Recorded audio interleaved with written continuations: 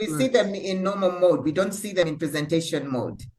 Oh, that's interesting because I have put them in presentation mode. So let me try again.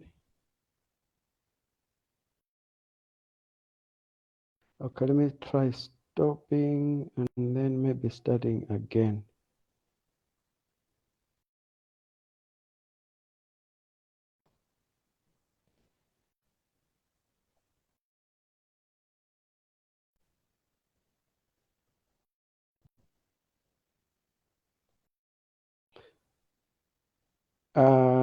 Can you see the slides?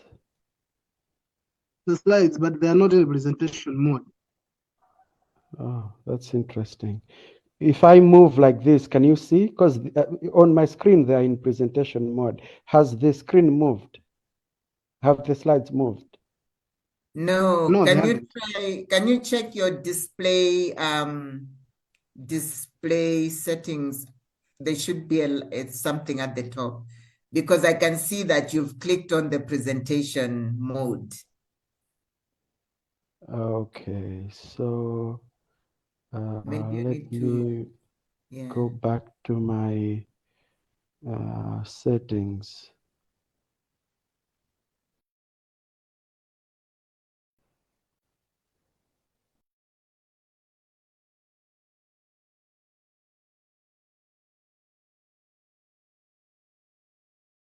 When I do this, are you seeing my screen?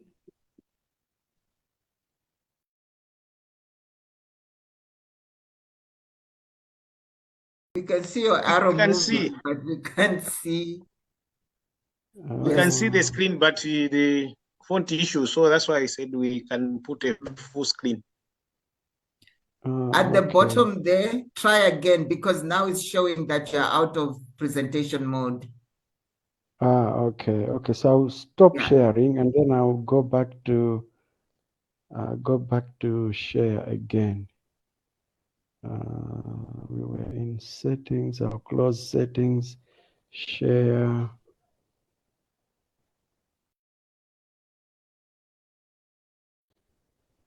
Okay. So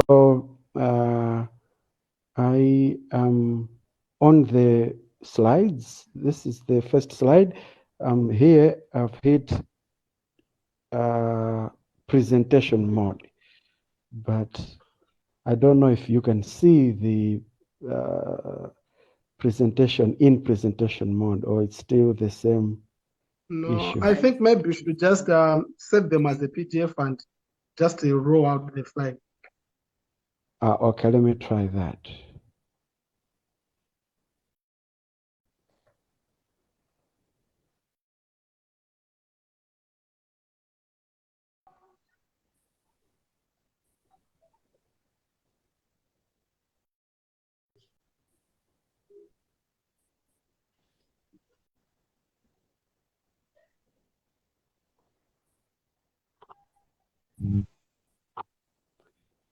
Does that change anything?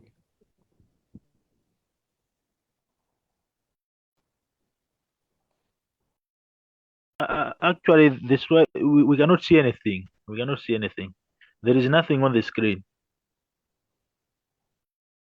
Yeah, better now. They are I've almost opened visible. I've opened the PDF. Justin, can you see the slide? This is the cover slide. Yes, I can see them, but maybe you should do. Now we can see it. Yeah, they can be seen now. Okay, if I go to the next slide, can you see that, Justin? Yes, I can. Okay, so this is your presentation outline. Right, so I'm going to present on addressing school vandalism in Malawi, effective solutions and strategies. So this presentation is a product of a task I was given by ESOM that I should research on some of the causes of school vandalism in Malawi, so that we should write a position paper which should be presented to the Ministry of Education. So this presentation is coming from that research I wrote. Now, the presentation of the outline is that there's going to be a background, then there is a scope and methodology, the findings, recommendations, and of course, references. I've made it short so that I should match with the time. All right, let us look at the background. Now, school vandalism is not is an education as well as a human right problem. So on top of destroying school property and the already meager resources in our schools, it also denies other students' right to education whenever the schools have been closed. And school vandalism is not a new phenomenon in Malawi. There was a surge.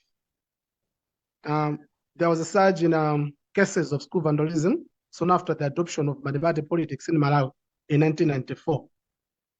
And this compelled the Minister of Education to task Mwale, Haui, and Tizifa to research on the causes of school vandalism in 1996. And one of the prominent findings was that people misunderstood the meaning and privileges that came with democracy and freedom. So they thought that freedom or democracy is doing whatever vandalizing school property.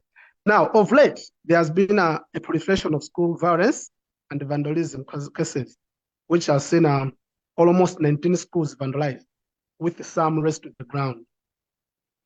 Now, this necessitated this study as the context has fully changed, rendering the 1996 findings of Mwale and his companions obsolete. Now, this study, therefore, sought to understand the underlying causes of school vandalism and suggest research-driven recommendations and policy suggestions to the Ministry of Education.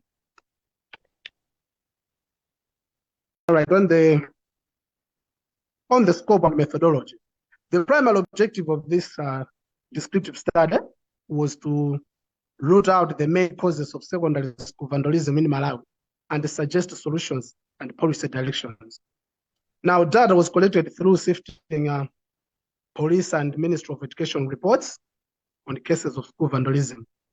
Further, open-ended interviews were with conveniently sampled teachers because the researcher did not have enough funds that he can travel and speak with or interview all the teachers or head teachers and students from all the schools that were affected.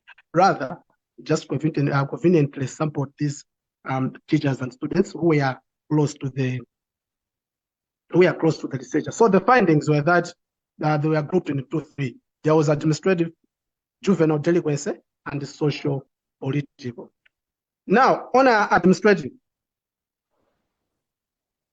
the first one was that there is lack of transparency at school level, especially the administration does not really explain to students and other teachers how much they have received through other recurring transactions or how much fees they have collected. And if there are problems, maybe there are diet problems, the school does not explain it to the students. So the students are in the dark. At the end, the students end up vandalizing schools. The other one is draconian laws. There are some laws that have to be changed at school level. Some laws that punish, then are punitive, and also they don't allow students to express themselves. And of course, there was also lack of coordination between teachers and head teachers, which leads to teachers fanning the flames of discontent among students. You find that teachers, because they have problems with the head teacher, they end up telling students that they should vandalize schools. Maybe there are problems with financial things and other problems at school. So the teachers, they tell students that they should vandalize school. There is a case of one school which I'm not allowed to mention, which this happened.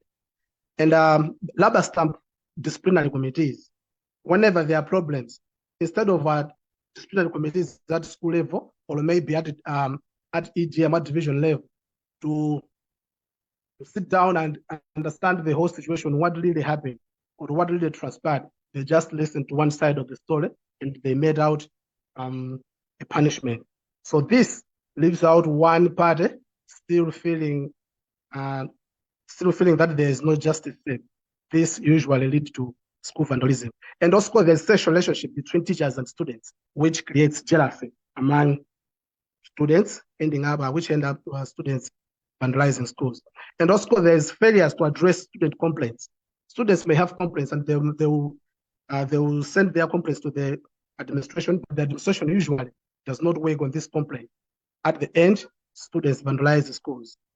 And of course, the last one, but not necessarily the least, is that there is a lack of stiffer penalties to deter would-be offenders. These penalties go to both sides, both of teachers and students. Whenever teachers have taught students to vandalize schools, what happens is that the ministry just transfers out those teachers. There is no strong punishment made on them. And of course, also to the students. So when these students have just been, they just remove them from the schools, these students end up going to other schools and they act as negative role models to the students that are found on those schools, which end up also vandalizing those schools. And of course, there's juvenile delinquency.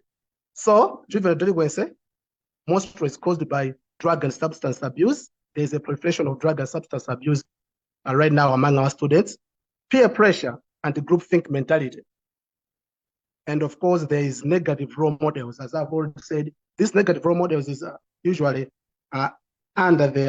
usually inspired by the social learning theory as related by Bandura. So these students who vandalize the schools, they are seen as heroes by fellow students who end up copying that bad behavior. All right. And on the other part, on the socio-political causes, that tempestuous political climate that led to the growth of violent demonstrations. So students think that violent demonstrations are the norm. We remember that in the past years, around 2019, there were violent demonstrations. So students are inspired by those violent demonstrations. They think that is the norm. And also absent parents who are mostly engrossed in work-related issues. They no longer, they're not available to their wards. They don't advise them. They don't even understand the feelings of the student at their wards. So these wards end up having bad behavior. And of course, broken families. So the broken families is that the students, the children who end up, who are the students, do not receive the necessary care at home because of broken families. All right. And from there, we have to look at the recommendations. So the first recommendation is that there should be timely funding of schools. One of the problems that leads to some of, for instance, maybe poor diet in schools is that most schools are underfunded and sometimes they are not funded in time, which which makes the schools to resort to other ways, which leads to maybe poor diets, maybe there is no other resources that are needed at school. This leads to school vandalism. So there's also a need of proper disciplinary measures at the school and division level for both teachers and students, where stiffer punishment should be made. And of course, there should also be enforcement of stiffer laws and controlling of drugs and substance abuse. Right now, there's some laws which govern schools. For instance, schools are not allowed to be near bottle stores, but right now, people are not observing those laws. You find that there is a boarding school, and near across, or maybe opposite the boarding school, there is a bar.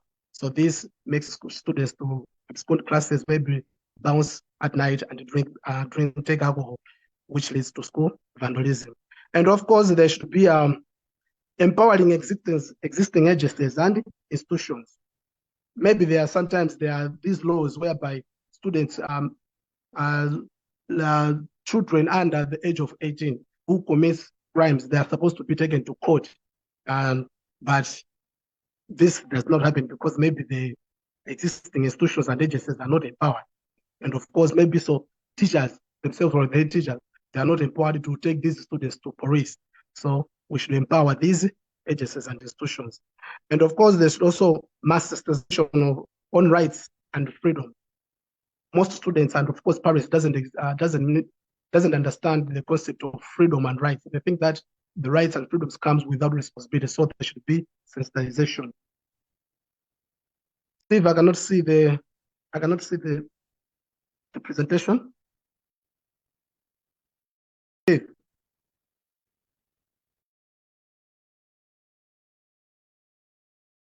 I cannot see the presentation. And Steve, are you there? oh, Uh-oh. I may have lost network, so I'll try to, I think I'm back. So let me try to share the Okay. screen again. Yeah,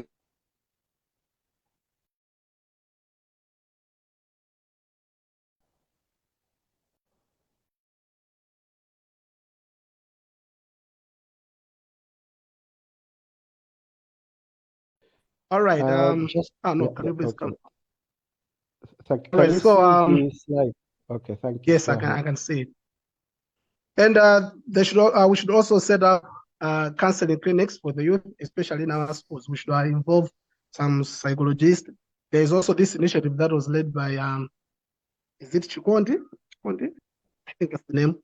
This lady is, has this initiative whereby, yes, Chirungam has this initiative whereby she's championing the counseling of students in secondary schools. I think we should also take up on that. The government should work hand in hand with her.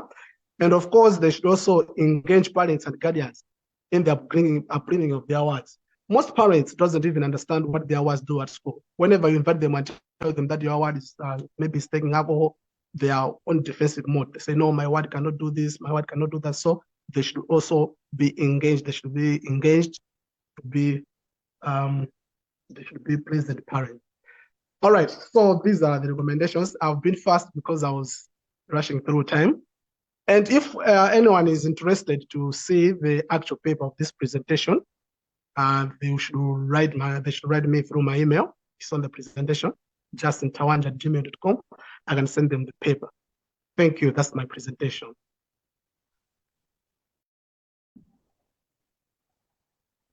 Thank you, Justin, for the nice presentation and the thought-provoking presentation. Naomi, have you connected? yes, I'm back. Yes.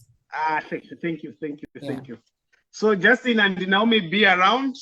In summary, what is coming out from the two presentations that I managed to cover is that the school violence is a product of a system which Naomi had highlighted is an ecological system. It's not a product of a student alone.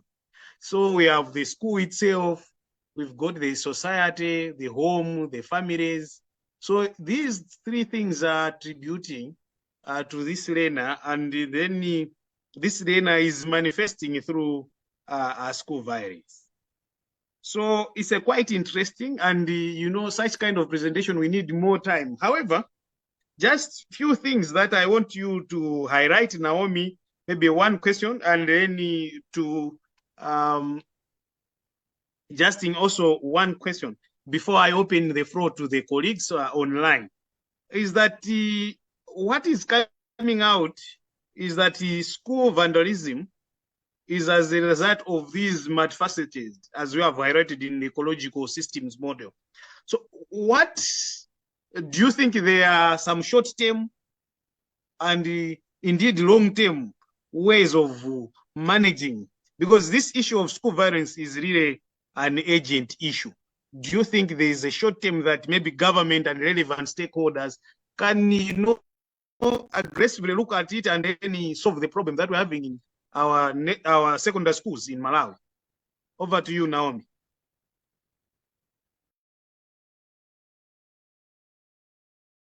Thank you very much, John. I think that's an important question. So as I showed,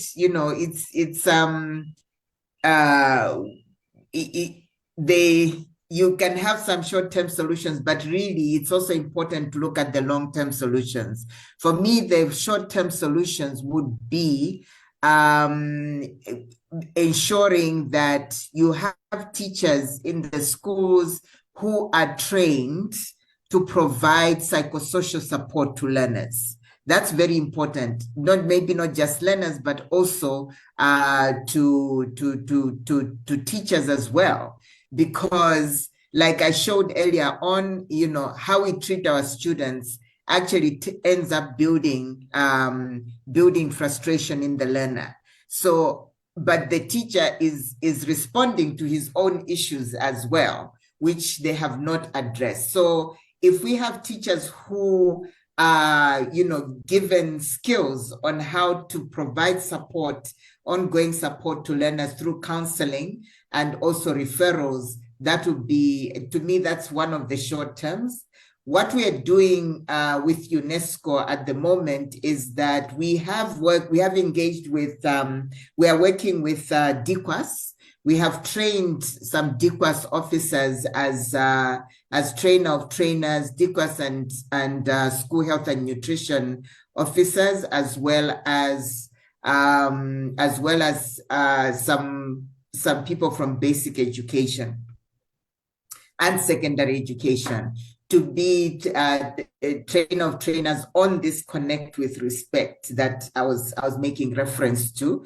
And the thinking is that once, not the thinking, but what has been seen in other African countries where this program was piloted, is that there is learners tend to be more respectful towards teachers, and teachers also tend to be more respectful to learners. There's an effort to work together to find solutions for the challenges in the school. So rather than being frustrated and then resorting to violence, there is a way that things are resolved and life is able to move forward. So we've been working with the Minister of Education in this regard. We are hoping to be able to reach more schools. Currently, we are in 2 divisions. What is it? Seed, Southeast, no, Southwest and Central West. I always get confused with the acronyms. But we are in those 2 divisions at the moment, but we have trained officers from all the 6 divisions.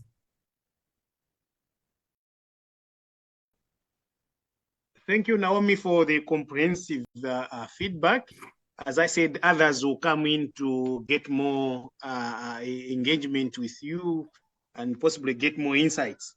And now to my colleague, Justin, just a small one. From the presentation, it seems the issue of democracy from 1994 has been associated with the increase of vandalism among these adolescents in secondary school, based on the presentation. And from what we are learning, the ecological systems and social learning theories, we are seeing learners learning from what is happening in the socio-political environment. And then we have issues of punishment, punitive way of punishing learners. How do you think there are short-term and long-term ways of solving these issues that the government or the relevant stakeholders can learn from? Yes. First of all, on the issue of democracy and rights, one of the people that should be highly blamed for this, I should say, the NGOs. Most of the NGOs are always focused on teaching the masses about human rights and freedom, but they are very slow in teaching the people the same about responsibilities. Maybe if they would put more emphasis on responsibilities, we could not have found ourselves in this situation. So I think the short term, what we should first do is that all offenders must be given stiffer penalties.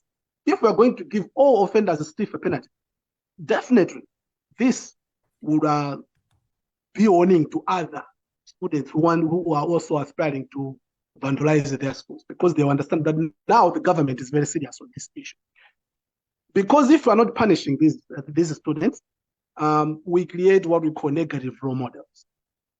So as I said on the social learning theory, these students, this negative role model, they inspire their fellow students. They say, oh, so these guys, they vandalized their school, but they are moving around school free. Maybe we don't even know that sometimes when these students have been expelled from one school, they may go through the back doors into another government school. We never know because we don't keep records in Malawi. So I think first thing first is that we should punish, we should give stiffer penalties to these students. Definitely, we are going to arrest this growing trend. I think I should stop on that. Thank you. Stiffer penalties for these learners if they are misbehaving. Okay, thank you for the insights, Justin. So now I'll go to the team online. Please, you can give your comment through the chats, or you can raise your hand so that we can get your question or comment. Thank you, team. Thank you for the presentation, Justin and Naomi. Thank you. So who will be the first one?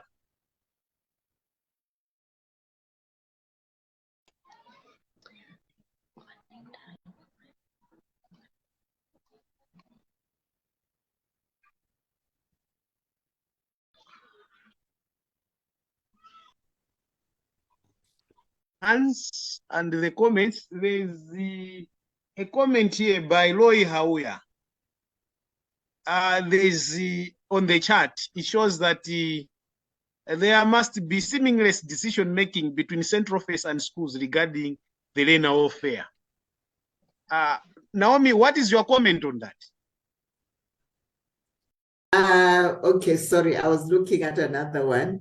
Okay, so you were looking at underscoring matters of accountability. Is that the comment you're looking at? Yeah, from Loi Hauya. The one that says there must be seamless decision making between central offices. Yes, I think that cannot be underestimated.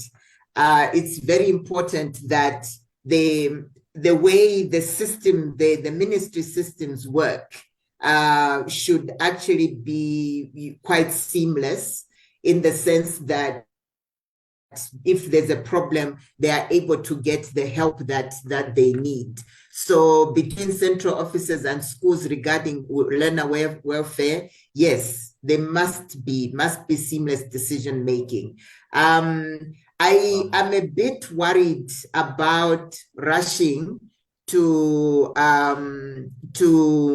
expel learners, or to give very stiff penalties, right? Because while it may be a deterrent to other learners, it also we are also missing the opportunity of addressing the actual problems that these learners are going through, and to make sure that they are actually addressed. Because if we, just I see severe punishment as putting a plaster on a wound. Okay, somehow it's going to heal, and we can move forward, life goes on.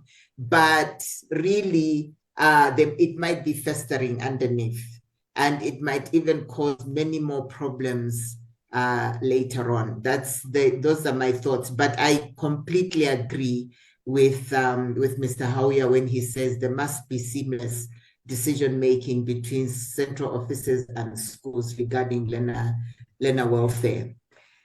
I've just seen some questions which have been addressed to me from Dr. James Kajampaken. I think he's joining from Canada. He says, looking at the factors you cited as catalysts for violence in the education system, how does cultural shifts, economic pressures, changes in the educational system, and the shift in parental involvement, particularly where students are spending most of the times of their lives at boarding schools where their behavior goes unchecked, unlike those students attending school from their parents' homes? This is a very loaded question. There are quite a number of things that you have brought up, but yes, the thing is, if we are in tune with the challenges that learners are facing, and we are trained as teachers, or the education system provides development opportunities for people who are in charge, whether it's the leaders and the teachers, to be able to be abreast with the issues that are coming up with the younger generations, that goes a long way in the education system keeping up with the cultural shifts and how to deal with economic pressures, because they'll be able to know how these economic pressures are actually affecting young people in the schools, and how they be helped to move forward.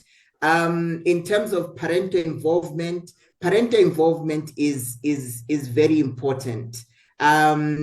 So children who are in boarding schools, I don't know nowadays, but when we were in boarding school, our parents, even though they didn't see us on a regular basis, but I know my parents knew exactly how I was functioning in school. They wrote us letters, they checked with the school without us knowing. They kept in touch, and those days were different because the society was different. We didn't have internet, we didn't have whatever, so we were really on our toes at that time, and we wanted to keep our parents, to please our parents.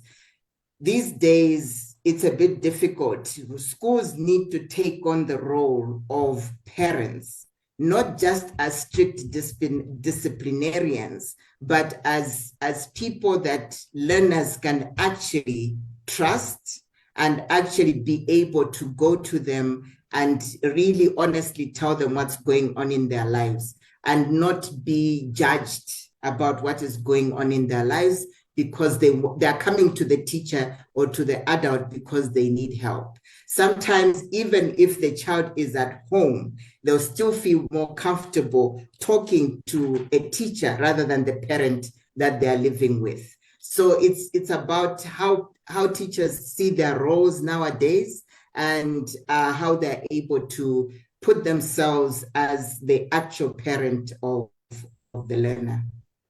I don't know if that helps, but yeah. Thanks. Thanks, Naomi. You've been very extensive in terms of explanation, giving feedback to the comment. Maybe also Justin should come in. There is a question here by Emre Mwale. He's asking about this issue of discipline procedures.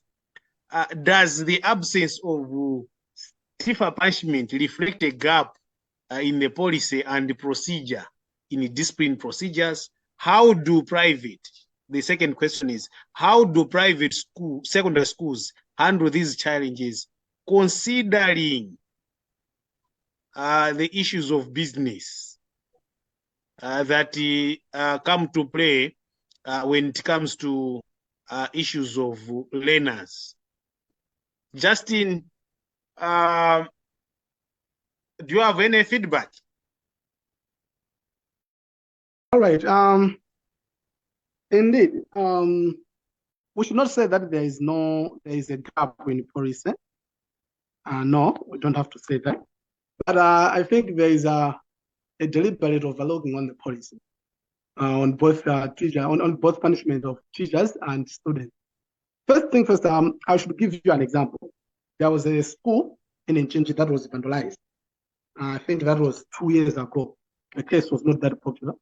2 years ago, the school was vandalized because the head teacher was having sexual relationship with students. So what happened was that the division only transferred the head teacher. After expecting some students, because of vandalizing the school, they transferred the head teacher. They did not demote the head teacher. They still leave him to be a head teacher. They only transferred from one school to another school. So you can see that the head teacher was not punished in this situation. You see? So it is not that there is no policy, but there is a deliberate overlooking of that policy by the powers that may be those in the office. They said, all right, maybe because he's a head teacher managers are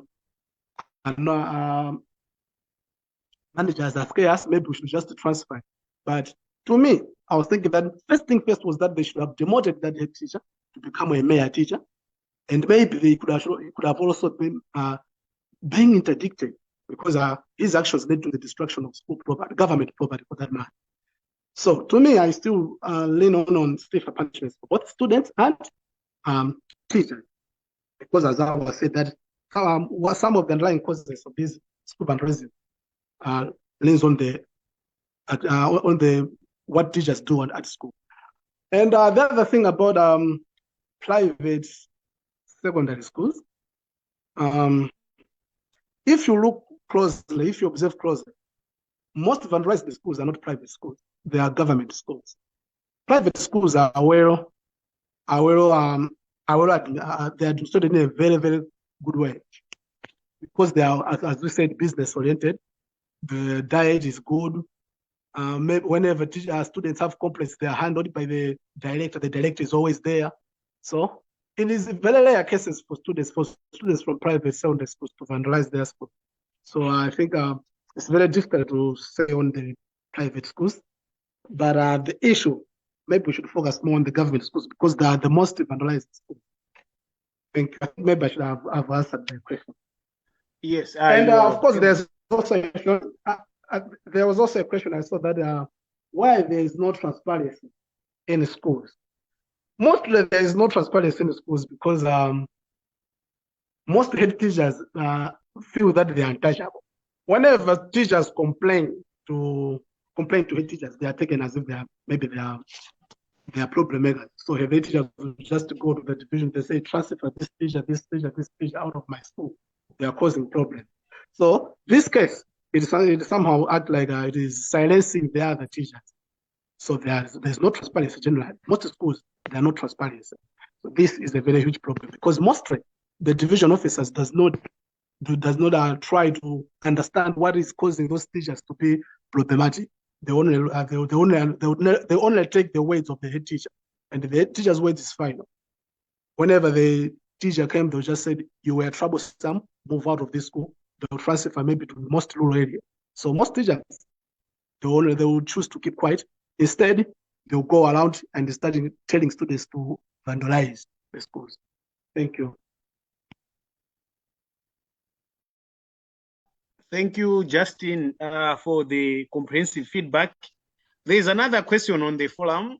Why is the process of making decisions take so long before the punishment is given in a school setting?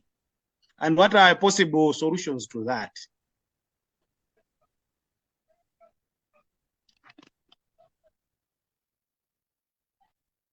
Okay, I should speak as a teacher on this one. Mostly, I think decisions at school, especially disciplinary issues, doesn't take that long. Maybe if we are talking about, if we are talking about handling complaints from students, they usually take long because mostly there is a negative attitude. They say that students cannot tell us what to do, how to run a school. So sometimes it's deliberate by the school authorities. But when it comes to disciplinary issues, I don't think that it takes that long. When the students have done something wrong today, by tomorrow, by the other day, he is expelled, maybe he's suspended. The district does not take that long. But whenever the student is given what we call a suspension pending government, pending ministry decision,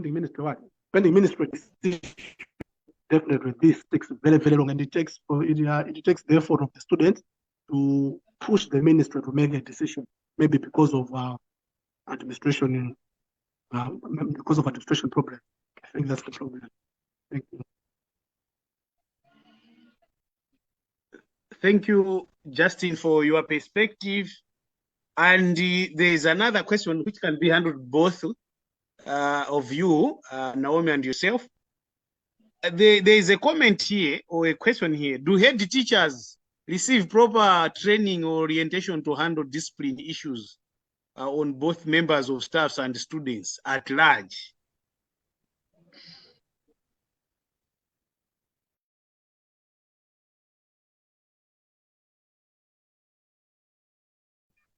I can come in. I can start. Yes, please. Yes. Okay. So my response is basically in the absence of the Minister of Education, who can give further light on the training of teachers. My understanding and from what we have been able to do, that wherever possible, teachers do get orientation, but whenever possible is not possible on a regular basis, so to speak. We have been able to train primary school teachers, and now we are working with secondary school teachers on how to deal with learners, and even from a pedagogical perspective as well.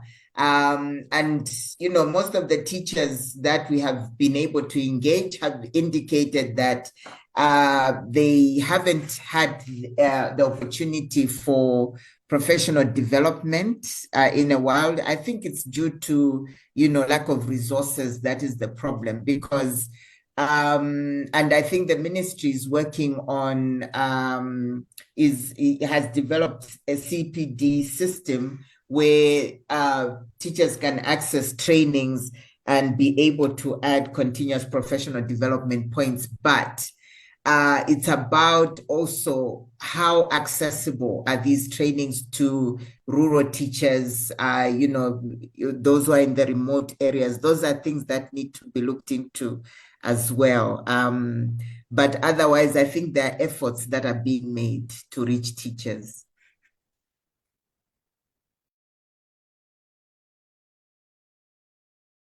Thank you, Naomi, for the feedback. And the good insight. Justin, do you have any comment? Can you please rephrase the question? Because I was answering someone through the messages, so I missed them.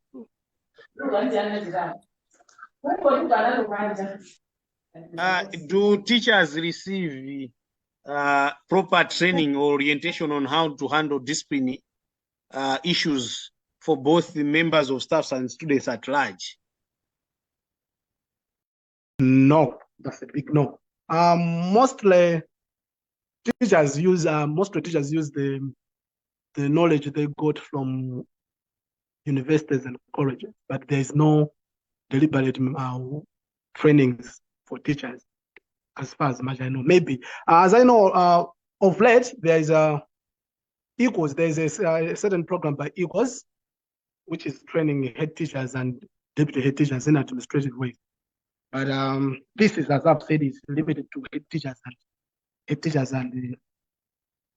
deputy head teachers. But there's no training for secondary school teachers on this. So I think maybe this is also a problem. But as as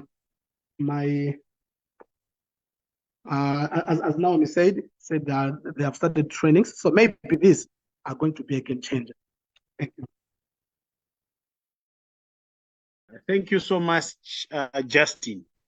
Okay, and John. Yes. Can I just answer on the training as a teacher on the ground? Let me give an insight on that one. Yeah, please. I think after I've answered, then let's take hands from Blessings, Roy, then Private in that order. So, I want to say that generally the training for conflict management and the like hasn't been there in schools for such a long time, except for the training that we get in college. However, over the past 2 years, government through the Equals Project has trained the head teachers and deputy head teachers in leadership skills. And one of the areas of focus that came, or that I still remember quite well, was on the conflict management in schools, and it touched on several aspects. So maybe with that training, that's why we have seen that of late, the case of school vandalism has somehow gone down. Violence is still there from student to student, as the case that has just happened today at one school in Southwest Education Division. But school vandalism has, to some extent, gone down. I should also point out here that in this academic year, we were asked to provide names of teachers who can act as school counselors, and we provided those names. And I think, or I hope that government is in the process of trying to give each school a counselor. Maybe the challenge or what the government should look at is who is being trained. Because I can tell you that out of the heads trained last year, maybe 20% have retired in this year.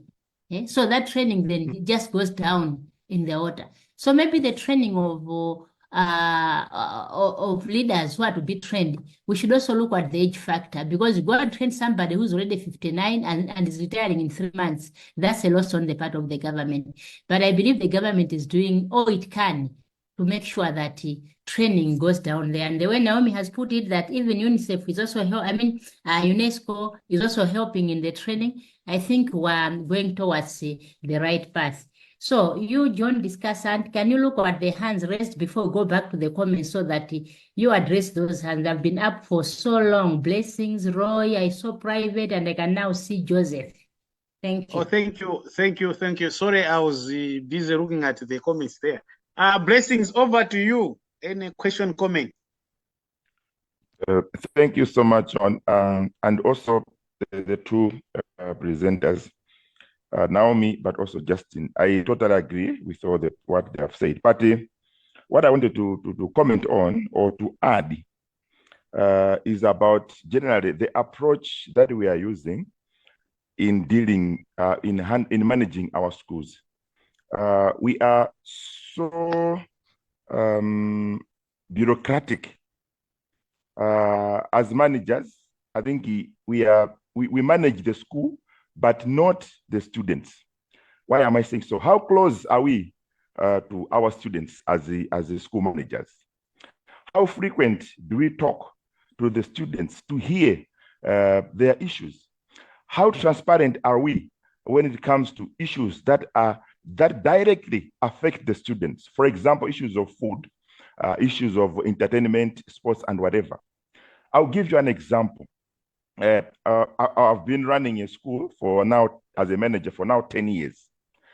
But what we have done as a philosophy, that is in all the DAP schools, managers are so close to the student. They know how much they are supposed to spend. They know how they should use the funds. So these are some of the things that we can learn. I will give, just three days ago, we had almost a serious problem would have erupted where I am. Issues of food. You know what I did? I just had to call them and then represented the budget to them and even asked some of them to go and check about the prices at the supermarket where we buy the food. You know, in the end, they said, no, we are sorry. We didn't know what we are talking about. So what I'm driving at here is how close are we to our students as managers? On part of, that's part of administrative. Still more, I think we are focusing much on reactive approaches than proactive approaches to avoid some of these things that are happening. Yes, we can complain about issues of multi-party. Multi-party started in 1994 in Malawi. This is now 30 years. We cannot continue blaming the multi-party or the change of government system. We need to find a way on how we can accommodate these students in the way we run our schools.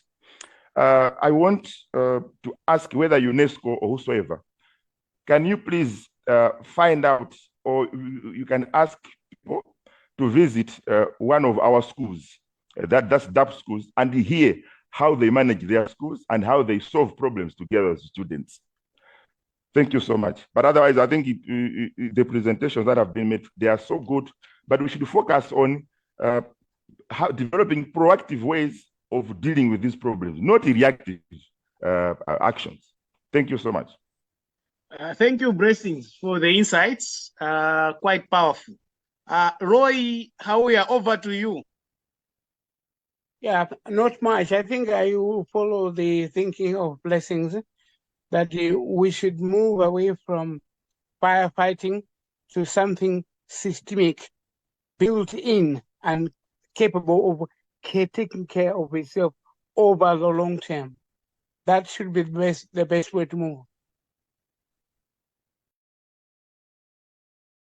Thank you. Thank you, Loim. Thank you. Thanks you for the insights. Joseph, over to you. Thank you so much, Justin and Naomi, for a wonderful presentation.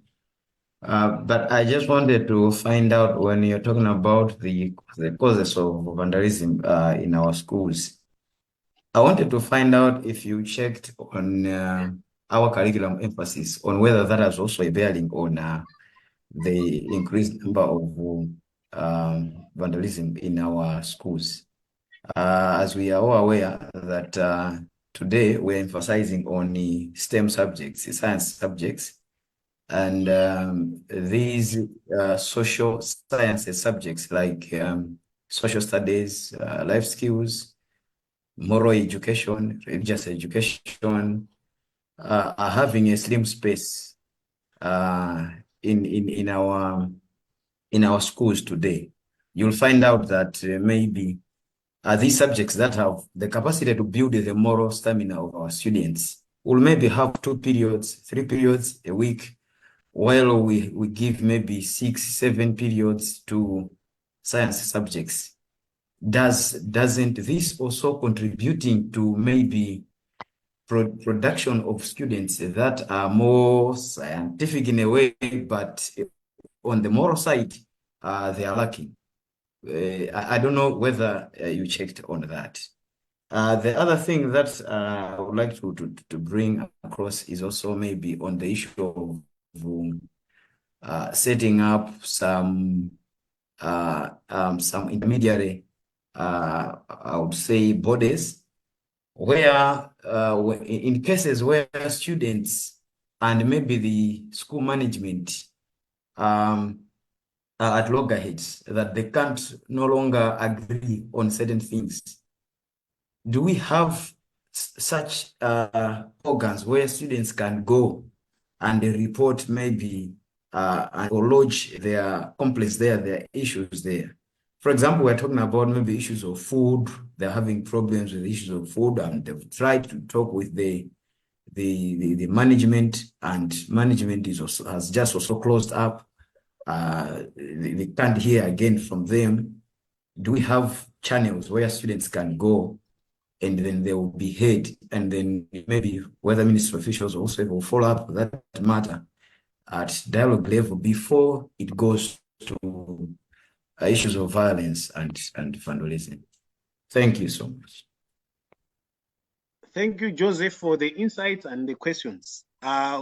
Is the decision of reducing the number of social sciences subjects, issues of Bible knowledge, social studies, life skills, having an impact on the behavior of learners, or issues of communication between learners and management? Are they impacting this issue of school violence? Quite intriguing questions. However, with interest of time, we have passed the intended or planned time. We're supposed to stop at 5:20. So I'll make few concluding remarks, and then Steve will wind up on behalf of the team. Can I just quickly respond to that? Yes. I think please, this now. is very Yes. important. Yeah. I did, the point that Blessings brought up is also very important, engagement with learners. We need to move away from top-down approach where we are telling learners what to do, especially at secondary school level. Engagement with learners and making decisions with them is very important. On the curriculum contribution, I'm glad you've raised that. It is a concern that at secondary school level, life skills education is actually an elective subject. We are finding that as a major concern, because this is the subject that actually helps learners to navigate life. and to be able to address situations which they are coming across. So making it an elective subject is a bit problematic. UNESCO did support a curriculum audit in 2020 and 2021.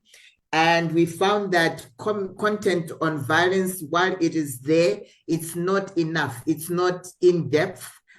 So it's an area where we have, the audit recommended that issues around violence and vandalism need to be addressed. So yes, we agree very strongly with the point that you have made.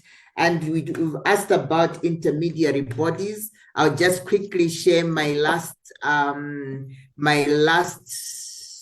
slide, last but one, I think. My last slide, okay, yeah, which is this one. Oh, sorry. Which is this one. Sorry, John, I'll be quick. Yes, I don't know if you can see it. No, so we are saying that, yeah, we need leadership, governance, training support, preventive education, a code of conduct, counseling support, reporting and mapping, referral, and partnerships. What you are asking about intermediary bodies comes in with partnerships at community level.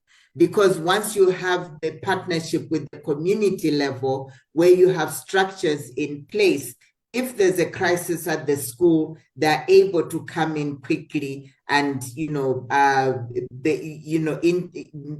act as an intermediary to be able to address the challenges that are there. But if you have all these in place, this goes a long way in preventing the conflict that you may experience at school. Thank you. I wanted to share that. Thank you, Naomi, for the insight. Maybe before we start to close, Justin, any closing remarks? Not really. Not really. I think I don't have much to say. That it was a very fruitful discussion. Thank you. Thank you so much, Justin. Thank you so much, Justin and Naomi, for the very thought-provoking presentations. From me as your host, Dr. John Kuyokwa, I really feel honored to have those kind of insights. Colleagues who have joined online, very, very, very good comments, questions that I have seen online and have been ably handled by the team. I think these are the things that we need to be discussing as educators, as policymakers in the country. I wanted to agree with the Fegi Mpasamale. Through Equals Project, the government was able to train school leaders, the head teachers and deputy head teachers, in different aspects in school leadership and management. And one of them was adolescent behavior management. One of the modules that they did, which focused on some of the challenges that adolescent learners go through and how to possibly manage. But maybe, as others have highlighted, we need to do more, train more teachers, and not only head teachers and deputy head teachers, so that we can also spread the management of these issues that are found in our secondary schools and indeed primary schools. We need to do more of counseling as an approach, or more of a dialogue, contact and dialogue with learners. Blessings and others have highlighted that shouldn't just punish learners, we should be engaging with them, so that we should come together and solve the problems together within the school setting. We need more trainings. That's what is coming out. More teachers have to be trained on, oriented on management of these behaviors. Yeah, so it goes back to the responsible departments and ministries to handle, and relevant stakeholders like UNESCO to help us to handle these issues. Yeah, so Dr. Steve Shara, please, you can come in to close the session or the conference. Thank you. Okay. Before I do so, I think Fegi also wanted to say something to close. So Fegi, over to you. Thank you so much, Steve, for giving me the floor. Ladies and gentlemen, we have had very rich discussions today on a very pertinent issue that's affecting our education in Malawi as we are sitting down today. And today we have noted that vandalism is a three-way process in a school. There's that child at one end of the triangle, you've got the parents and the community at the other end, and then the teachers at the other end. And I believe that if each part is to play their role, then we're going to bring an end to this school violence. In schools, we've got a lot of kids who come to school very angry because of what they're going through at home. And in most cases, when they come to school, instead of creating safe havens for them in schools, we escalate their anger and they take out that anger on anyone and everything that they meet or that they see in the schools. I believe today is the time that for everyone here who is in the mainline schools, primary schools and secondary schools, everyone here should know that the Ministry of Education has asked all education institutions to institute what are called school councils, not prefects, but school councils. And there are specific tasks for these school councils. And if we can put these school councils to perfect use in the schools, I believe it's going to be a step towards ending the violence and the vandalism of schools, because mostly violence happens behind the scenes. But by the time we know that students have been violent to another student or to a teacher, that other person will be hurt and would not be there to protect them. And it would result in some other students hating school or teachers not wanting to be at a school A or school B because of what is happening there. Let me also point out that Justin said it quite well when he said that rights organizations only run or rush when they talk of rights, but not when they talk of responsibility. That is why in most cases, whenever a student has been rusticated from school, even if it's just for 3-4 days, when you call for interface, before you even meet the parents, that story would be out there in the papers, in the social media. They would even be reporting us at the higher offices at the divisions. And we are lucky that in most cases, our divisions would firstly ask from us to hear what really happened for that action to be taken. So if the human rights advocates are to school the parents on the responsibility of the parents and the students, then things are going to change for the better in our schools. And again, every school, as at now, must have what is known as a board of governors. I've seen a question there asking that what is the role of the board of governors in all this? The board of governors is there to help make sure that schools are moving smoothly, that rules and regulations are being followed, that teachers are safe, that students are safe, and that budgets are followed, that everything is run accordingly in schools. Let me also point out here that for those of us that attended the curriculum conference earlier this year, the issue of bringing back subjects that train students for the better, that bringing a human aspect in the student was highly debated upon, and we expect something to change. Preferably, maybe, I'm saying maybe, I'm not Minister of Education, maybe by September, we would see the revamp of life skills as a subject in schools. Initially, that was a compulsory subject. Then for some reason, it became a non-compulsory subject. And now it's what we're facing today. So there are several subjects that are going to come in to help curb this epidemic of violence and vandalism in our schools. And again, as teachers, let's say take our administrators to task on the CPDs. Somebody has asked there that when the head teachers and their deputies go to be trained, do they trickle down that training? If they don't trickle down that training, then that is not the way to go. Once you are trained to train others. Whatever training we receive, the aim is for it to trickle down to the lowest in the school. So every teacher has to strive to get this training. Nowadays, there are lots of online trainings which we can attend, and again, school-based trainings, CPDs. We can't wait for the government to train us. We all know how bad the situation is. School-based trainings can be free trainings. And for teachers who are here, don't expect that if the head teacher says there's a CPD, then you should live there with your pockets fat, and 40,000, and 10,000. Let's forget that. Let's get an education for the sake of one education. Otherwise, I wish us well, and I wish we could have schools that are no longer going to encounter any of the things that we're encountering today. Good night, ladies and gentlemen. Over to you, Steve. Okay, thank you so much, Fegi, for buttressing, I think, the key issues raised here. And also, I want to thank Dr. Kuyoka for anchoring and hosting this webinar very successfully. And also thanks to the two presenters, Naomi Mndari and Justin Tawanji. The presentations were really well researched and very powerful. The insights that you have brought, I think, are going to be very useful. I was very glad actually to hear Naomi say that this Connect with Respect program has already been introduced to the directors in the ministry. I hope there will be a process to roll it out really, so that as many head teachers as possible, as many teachers as possible can also have access to it, and even students themselves. And I think what Blessings said is quite pivotal, because it connects to what the training is doing in the the Connect with Respect.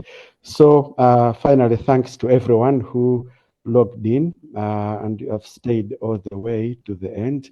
We really appreciate the attendance and the participation. It's been quite active and very insightful. So we will be planning another webinar very soon, and we'll be sharing the details as soon as they are ready. So thank you, everyone, and have a good night.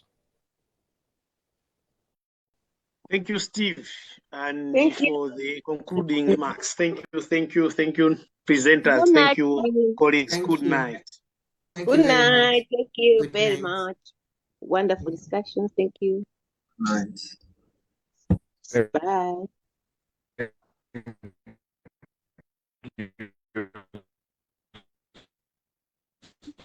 Thank you.